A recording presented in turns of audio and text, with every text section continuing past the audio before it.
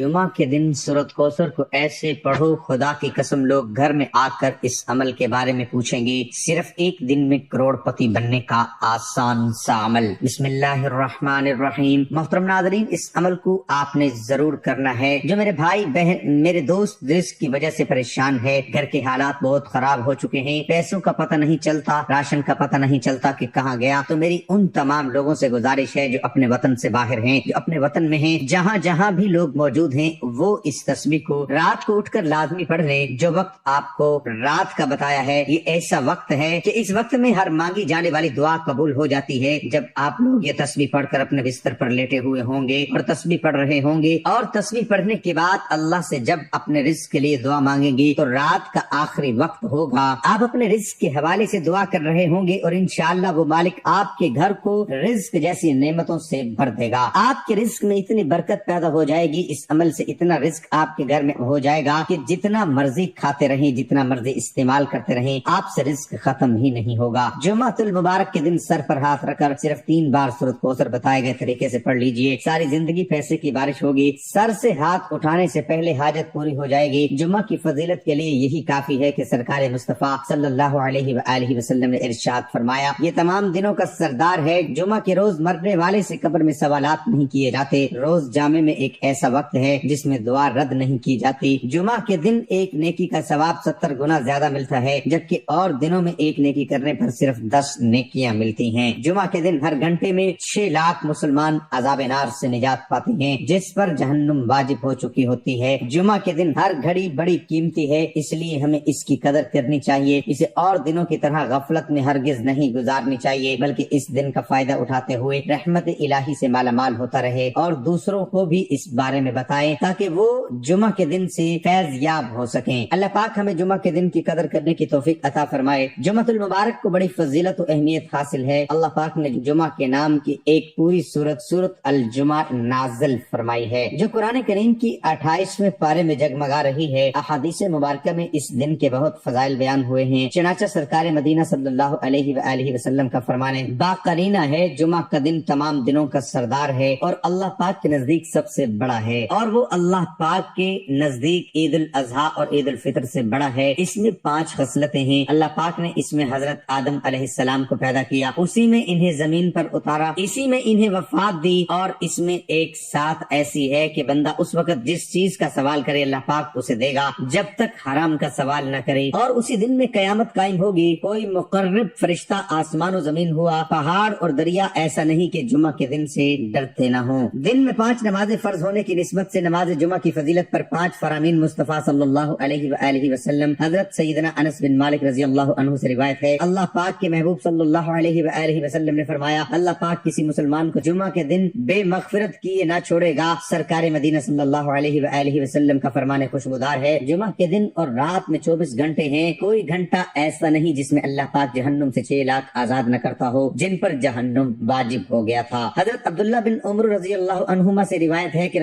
حضور پاک صلی اللہ علیہ وآلہ وسلم نے ارشاد فرمایا، جو مسلمان جمعہ کے دن یا جمعے کی رات میں مرے گا، اللہ پاک اسے فتنہ قبر سے بچا لے گا۔ حدیث کے آج کا دن رب سے مانگنے کا دن ہے، آج کا دن قبولیت کی گھڑیاں رکھتا ہے۔ ایک وہ وقت ہے جب بندہ تھکا ہارا سارا دن محنت کرنے کے باوجود کامیاب نہیں ہوتا۔ ایک وہ وقت ہے جب بندہ در در کی ٹھوکریں کھاتا ہے، جگہ جگہ رزق کی تلاش میں ٹھوکریں کھاتا ہے۔ آج وہ قبولیت کا دن ہے، آج رب سے مانگنے والا دن ہے۔ جو مانگے گا، جس حاجت کو لے کر بیٹھے گا، وہ پوری ہو جائے گی۔ اللہ والو، آج کے دن کے بہت سے وظائف آج تک میں نے آپ کے حوالے کیے، لیکن آج سر پر ہاتھ رکھ کر 3 بار سورۃ کوثر پڑھنے کا ایک ایسا مجدد وظیفہ آپ کے حوالے کروں گا۔ یہ وظیفہ بے حد آزمودہ عمل ہے۔ آج تک جس بہن بھائی کو بتایا، جس نے جس مقصد کے لیے پڑھا، رب کعبہ نے کامیابی عطا فرمائی۔ آج کے دن دنیا جہان کے تمام کام چھوڑ کر کسی بھی وقت کسی بھی جگہ پر سر پر ہاتھ رکھ کر یہ وظیفہ کر لیجئے۔ آج کا وظیفہ میرے ان بہن اور بھائیوں کے لیے ہے جن کے گھر میں ہر وقت تنگ دستی رہتی ہے، جن کے گھر میں بے برکتی نے ڈیرے ڈالے ہوئے ہیں، جن کے گھر میں ہر وقت مشکلات پریشانیاں ختم ہونے کا نام نہیں لیتی۔ صرف آج کے دن سر پر ہاتھ رکھ کر 3 بار انا اعطیناک الکوثر پڑھنے کی دیر ہے، تنگ دستیاں، پریشانیاں، مصیبتیں ہمیشہ کے لیے ختم ہو جائیں گی۔ آج کا دن پورا دن پوری رات موجود ہے، آپ جب چاہیں، جس وقت چاہیں، جس جگہ چاہیں یہ وظیفہ پڑھ سکتے ہیں۔ آپ میں سے وہ بندہ، آپ میں سے وہ بہنیں، وہ بیٹیاں جو کہتی ہیں کہ دعائیں قبول نہیں ہوتی، وظائف کا کوئی فائدہ نہیں ہوتا، آج سر پر ہاتھ رکھ کر سورۃ کوثر پڑھ لیں۔ جہاں جہاں सूरत कोसर रिज़्क़ का सैलाब ले आती है, जहाँ सूरत कोसर हर तरह की रुकावट और बंदिशें का खात्मा कर देती है, जहाँ सूरत कोसर से मुंह से निकली हर बात पूरी हो जाती है, वहीं सर पर हाथ रखकर 3 बार सूरत कोसर पढ़ने से मेरा रब आपको ज़हनी और क़ल्बी सुकून अता फरमाता है। अगर आप नजर बद का शिकार हैं, आप हसद का शिकार हैं, आप जादू जन्नात का शिकार हैं, आपका दुश्मन आपको नजर बद से, हसद और जादू जन्नात से मार देता है। आज का दुश्मन गोली से नहीं, आपको इन जादुई तरीकों से मार देता है। आज हर कोई दूसरा बंदा जो हमारे पास आता है, कोई नजर बद का शिकार है, कोई हसद का शिकार है। चलता कारोबार बंद हो रहा है, तरक्की हाथों से निकल रही है, काम होते होते रह जाता है, बेटियों के रिश्ते आते हैं, लोग देख कर चले जाते हैं, बगैर वजह के ना हो जाती है। बहुत सी सैकड़ों औरतें हमारे पास आती हैं और वजह सिर्फ यही कि बेटियां खूबसूरत हैं, जवान हैं, रिश्ते नहीं हो रहे। अगर रिश्ते हो जाते हैं तो शादी में ताखीर है, अगर शादी की डेट रखती हैं तो पैसों की कमी है। आज के दिन बेटियां पढ़ लें, माँ बाप पढ़ लें, इंशाअल्लाह सूरत कोसर के फजाइल और बरकत आपकी तमाम बेटियों के बेहतरीन रिश्तों का असबाब हो जाएंगे। अगर आप में से कोई बेरोजगार है, आप में से कोई बे औलाद है, सर पर हाथ रखकर सूरत कोसर पढ़ ले। अगर आप में से कोई बीमार है, ला इलाज बीमारी में मुब्तला है, इस दुनिया में सेहत सबसे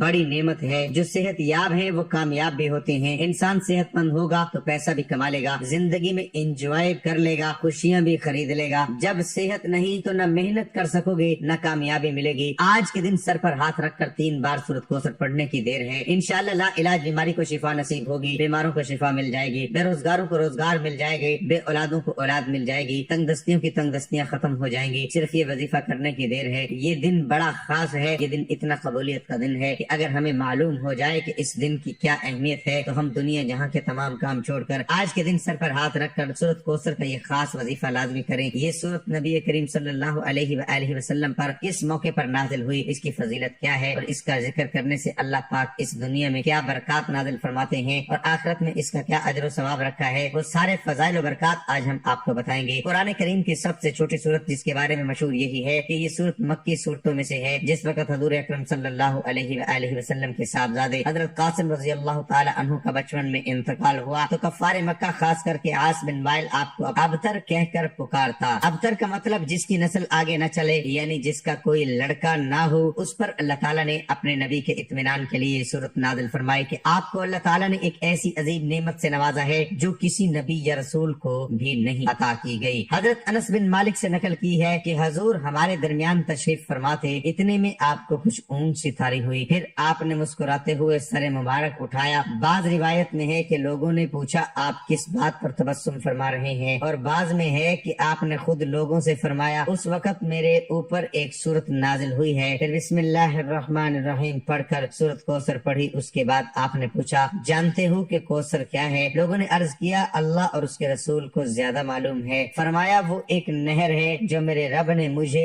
जन्नत में अता की है, जिसमें बहुत खैर है, और वो हौज है जिस पर मेरी उम्मत क़यामत के रोज पानी पीने के लिए आएगी। अब बात करते हैं कि इस पढ़ने पर हमें अजर और सवाब कितना है, इसके पढ़ने पर आखिरत में हमारे लिए क्या खजाना है, और दुनिया में इसके पढ़ने की बरकत से अल्लाह पाक क्या क्या हाजात इंसान की कबूल फरमाता है। तो नाज़रीन हज़ूर पाक सल्लल्लाहु अलैहि वसल्लम फरमाते हैं कि जो शख्स कुरान पाक का एक हर्फ पढ़े उसको 10 नेकियों के बराबर नेकी मिलती है। ख्याल रहे कि अलिफ लाम मीम एक हर्फ नहीं बल्कि अलिफ लाम मीम 3 हरूफ हैं, लिहाजा इतना पढ़ने से 30 नेकियां मिलेंगी। इस छोटी सी सूरत वर्थ के 108 हरूफ हैं, जिसको सिर्फ एक बार पढ़ने से अल्लाह पाक 10,800 नेकियां नामे अमाल में लिख देते हैं, और अगर इसको दिन में 33 बार पढ़ा जाए तो तवक्कुल हरूफ की तादाद 3,564 बनती है, और फिर इन हरूफ पर नेकियां 35,640 बन जाती हैं, वो भी सिर्फ 10 मिनट के जिक्र से। तो नाज़रीन सोचे क़यामत के दिन सिर्फ एक नेकी से जन्नत या जहन्नुम का फैसला होना है। ये कितना बड़ा जखीरा है जो हम चलते फिरते उठते बैठते और हम काम कर रहे होते हैं तो हमारी जबान तो खामोश होती है। अगर इस सूरह कौसर को पढ़ने में लगा दें तो कितना बड़ा नेकियों का जखीरा हम जमा कर सकते हैं। अगर कोई रब के कमालात को, रब के मौजज़ात को खुली आंखों से देखना चाहता है तो सर पर हाथ रख कर सूरत कौसर का ये खास वजीफा खुद भी पढ़े, दूसरों को बताएं, इंशाअल्लाह बहुत फायदा होगा। वक्त की नजाकत को मद्देनजर रखते हुए आइए आज के इस अमल की तरफ चलते हैं। अमल क्या है? अमल ये है कि आप चाहें तो फजर के बाद पढ़ लें, जोहर के बाद पढ़ लें, असर मगरिब इशा किसी भी नमाज के बाद आप ये वजीफा ये अमल कर सकते हैं। न वक्त की कोई पाबंदी है न जगह की कोई कैद, रात के वक्त पढ़ लें तो ज्यादा बेहतर है। आप बवुज़ू मुसल्ले पर बैठकर नबी करीम सल्लल्लाहु अलैहि वसल्लम पर दुरूद पाक पढ़ें। ये वजीफा किस तरह शुरू करना है गौर और तवज्जो से सुन लें। میں باوضو مصلی پر بیٹھ کر سب سے پہلے ایک بار اعوذ باللہ من الشیطان الرجیم بسم اللہ الرحمن الرحیم پڑھ کر اپنے مقصد کی نیت کریں۔ جس مقصد کی نیت کریں گے، نیا گھر، گاڑی، دولت، شہرت مانگو گے، جتنا مانگو گے، جیسا مانگو مل جائے گا۔ اپنے مقصد کی نیت کرنے کے بعد آپ نے نبی کریم صلی اللہ علیہ وآلہ وسلم کی ذات پر درود پاک پڑھنا ہے۔ صلی اللہ علیہ وآلہ وسلم پڑھ لیں۔ بہترین تو یہ ہے کہ آپ نماز والا درود پاک پڑھ لیں۔ وظیفے کا آغاز کرنا ہے، ایک مرتبہ میرے ساتھ بھی پڑھ لیں تاکہ ثواب ہو۔ اللہم صلی علی محمد وعلی آل محمد کما صلیت علی ابراہیم وعلی آل ابراہیم انک حمید مجید۔ اللہم بارک علی محمد وعلی آل محمد کما بارکت علی ابراہیم وعلی آل ابراہیم انک حمید مجید۔ آج کے دن پہلے نمبر پر جو وظیفہ پڑھنا ہے وہ بڑا ہی آسان، بڑا ہی آزمودہ اور ہر کسی کو آتا ہے۔ آپ نے ایک قرآنی آیت لا حول ولا قوت الا باللہ کو پڑھنا ہے۔ لا حول ولا قوت الا باللہ کو صرف اور صرف 11 بار پڑھنا ہے۔ جب آپ کو وقت مل جائے، باوضو مصلی پر بیٹھ کر ایک بار اعوذ باللہ من الشیطان الرجیم بسم اللہ الرحمن الرحیم پڑھ کر اپنے مقصد کی نیت کرنی ہے۔ مقصد کوئی بھی ہے، ناممکن حاجت بھی ہے، تو مقصد کی نیت کر کے آپ نے نبی کریم صلی اللہ علیہ وآلہ وسلم کی ذات پر ایک بار درود ابراہیمی پڑھنا ہے اور 11 مرتبہ یہ پہلا وظیفہ ہے۔ پہلے نمبر پر جو وظیفہ پڑھنا ہے وہ لا حول ولا قوت الا باللہ، اس کو 11 مرتبہ پڑھنا ہے۔ 11 مرتبہ پڑھتے ہی وہیں بیٹھے آنکھوں کو بند کیجئے، پوری توجہ اور دھیان کے ساتھ آپ نے رب کے 2 صفاتی ناموں کو پڑھنا ہے۔ رب کے 3 صفاتی نام یا رزاق یا فتاح یا باسط کو پڑھنا ہے۔ یا رزاق سے رزق کے 300 دروازے کھل جائیں گے، یا فتاح سے جو آپ کی طرف پریشانیاں، مصیبتیں، رکاوٹیں آنے والی ہیں وہ بھی رب کے فضل و کرم سے غیبی طریقے سے ختم ہو جائیں گی۔ الباسط کے معنی ہے خوشحالی دینے والا، وہ ذات جو زندگی دیتے وقت روحوں کو جسموں میں چھوڑ دے۔ رسول اللہ صلی اللہ علیہ وآلہ وسلم نے فرمایا، احمد نے روایت کیا اور یہ صحیح حدیث ہے، بے شک اللہ تعالیٰ خالق بھی ہے، القابض بھی ہے اور الباسط بھی ہے۔ یا رزاق یا فتاح یا باسط کو آپ نے 11 بار پڑھنا ہے۔ ان دونوں کو ملا کر پڑھا تو ایک بار ہو گیا، یا رزاق یا فتاح یا باسط ملا کر پڑھا تو 2 بار ہو گیا۔ اسی طرح آپ نے 11 بار پڑھنا ہے۔ پھر آپ نے جو تیسرا اور آخری وظیفہ جو آپ کو شروع سے اب تک آپ کی سکرین پر نظر آ رہا ہے، آپ نے سیدھے ہاتھ کو اپنے سر پر رکھنا ہے۔ سیدھا ہاتھ اپنے سر پر رکھ کر سورۃ کوثر کو پڑھنا شروع کرنا ہے۔ سیدھا ہاتھ اپنے سر پر رکھ کر آپ نے اپنے ذہن میں جس مقصد کو، جس حاجت کو پورا کروانا ہے، اس حاجت کو، اس مقصد کو ذہن میں رکھتے ہوئے سورۃ کوثر پڑھنی ہے۔ میں یقین کامل سے کہتا ہوں کہ آج کے دن خاص قبولیت کی گھڑیوں میں یہ 3 وظائف بتائے گئے طریقے سے پڑھتے ہیں، کسی بھی قسم کی کمی پیشی نہ ہو، تعداد میں کمی پیشی نہ کرنا۔ بعض اوقات انسان جلد بازی میں ایک زیادہ یا ایک کم پڑ جاتا ہے، لیکن آپ نے مکمل بتائی گئی ترتیب اور اس طریقے سے پڑھنا ہے۔ پہلے نمبر پر جو وظیفہ ہے 11 بار پڑھنا ہے۔ دوسرے نمبر پر جو وظیفہ ہے آپ نے 11 بار پڑھنا ہے۔ تیسرے اور آخری نمبر پر جو وظیفہ آپ کو سکرین پر نظر آ رہا ہے، سر پر ہاتھ رکھ کر اپنے دماغ میں اپنے مقصد کو، اپنی حاجت کو اگر ناممکن بھی ہے تو رکھ لینا۔ آج رزق ایسا ملے گا، آج ایسی کامیابی ملے گی کہ ساری زندگی کی پریشانی ایک ہی بار میں ختم ہو جائے گی۔ اپنا سیدھا ہاتھ سر پر رکھتے ہوئے آپ نے سورۃ کوثر پڑھنا شروع کر دینا ہے۔ انا اعطیناک الکوثر فصل لربک وانحر ان شانئک هو الابتر۔ آپ نے 7 بار سورۃ کوثر پڑھنی ہے۔ اس دوران کسی سے بات نہیں کرنی، جتنی توجہ اور دھیان سے ڈوب کر اپنے مقصد کو ذہن میں رکھ کر سیدھا ہاتھ اپنے سر پر رکھتے ہوئے سورۃ کوثر پڑھنی ہے۔ 7 بار سورۃ کوثر پڑھتے دوران اگر آپ سر سے ہاتھ اٹھانے سے پہلے لاکھوں کروڑوں بھی مانگ لو گے تو مل جائے گا۔ 7 بار سورۃ کوثر سر پر ہاتھ رکھ کر پڑھتے دوران اگر 7 حاجات بھی ہوں گے تو مل جائیں گی انشاءاللہ۔ 7 بار سر پر ہاتھ رکھ کر سورۃ کوثر پڑھتے ہی آخر میں اتنا ہی درود پاک لازمی پڑھیے گا جتنا آپ نے عمل کے شروع میں پڑھا تھا۔ اب سر سے ہاتھ اٹھانے سے پہلے رب کے معجزات کھلی آنکھوں سے دیکھیں گے، تقدیر بدل جائے گی، نصیب کھل جائے گا، ہر مشکل پریشانی کا خاتمہ ہو جائے گا۔ آج کے دن یہ 3 وظائف، چھوٹے چھوٹے وظائف، نہایت آسان وظائف، ہر کسی کو زبانی یاد ہیں۔ وظیفہ مکمل ہوتے ہی دونوں ہاتھ اٹھا کر آپ نے رب کعبہ سے روتے ہوئے، تڑپتے ہوئے، سسکتے ہوئے اپنے گناہوں کی سچی توبہ کرنی ہے۔ یہ نہ ہو کہ گناہوں کی پکڑ سے وظیفہ ضائع ہو جائے۔ سچی توبہ کے بعد آپ نے رب سے مانگنا شروع کرنا ہے۔ اللہ والو، یہ وظیفہ آپ کے لیے تحفہ ہے۔ بد نصیب ہے وہ بندہ جو آج کے اس وظیفے کو لاپرواہی میں چھوڑ دے، اس لیے آپ نے پوری توجہ اور دھیان کے ساتھ آج کا یہ عمل لازمی کرنا ہے۔ انشاءاللہ آپ کے تمام مسائل حل ہو جائیں گے۔ محترم ناظرین، آپ کو ایک ایمان افروز واقعہ سناتے ہیں کہ مدینہ کی گلیوں میں ایک نوجوان لڑکا یہ کہتا ہے کہ لوگوں میری جان بچاؤ، میں مر رہا ہوں، مجھ پر ناجائز حد قصص لگائی جا رہی ہے۔ حد قصص اس کو کہتے ہیں کہ کوئی آدمی کسی پر تہمت لگائے، چھوٹی تہمت ہو تو اس کو 80 کوڑوں کی سزا شریعت میں دی جاتی ہے۔ جب اس نے دہائی دی تو حضرت علی رضی اللہ عنہ کو پتہ چلا۔ حضرت علی رضی اللہ عنہ نے اس سے پوچھا کیا ہوا؟ وہ لڑکا کہنے لگا کہ جو عورت سامنے آ رہی ہے وہ یہ عورت میری ماں ہے، میں اس کو ماں کہتا ہوں، اور یہ کہتی ہے تو میرا بیٹا نہیں، اس لیے مجھ پر قصص کی حد لگائی جا رہی ہے جبکہ میں اس عورت کا لڑکا ہوں۔ حضرت علی رضی اللہ عنہ نے اس عورت سے پوچھا کہ بتاؤ واقعی یہ تیرا لڑکا ہے؟ اس عورت نے کہا کہ میں تو اس کو جانتی ہی نہیں ہوں، میں نے اس کو کبھی دیکھا نہیں۔ اب بات سنگین ہو گئی اور لڑکے نے اونچی اونچی آواز کے ساتھ رونا شروع کر دیا اور کہنے لگا کہ میں قسم کھا کر کہتا ہوں کہ یہ عورت میری ماں ہے، اور عورت کہتی ہے کہ میں نے اس کو دیکھا تک نہیں ہے۔ بات بڑی عجیب، اس عورت کے بھائی اس کے ساتھ ہیں، اور تہمت کیا تھی کہ جب ایک پاکباز عورت پر کوئی یہ الزام لگائے کہ فلاں لڑکا فلاں عورت کا بیٹا ہے اور اس عورت کا بھی ابھی تک نکاح نہ ہوا ہو، تو گویا اس نے اس عورت پر تہمت لگا دی کہ یہ کسی آدمی کے ساتھ اس کا تعلق ہوا ہے۔ اب عورت کہتی ہے کہ آج تک میں نے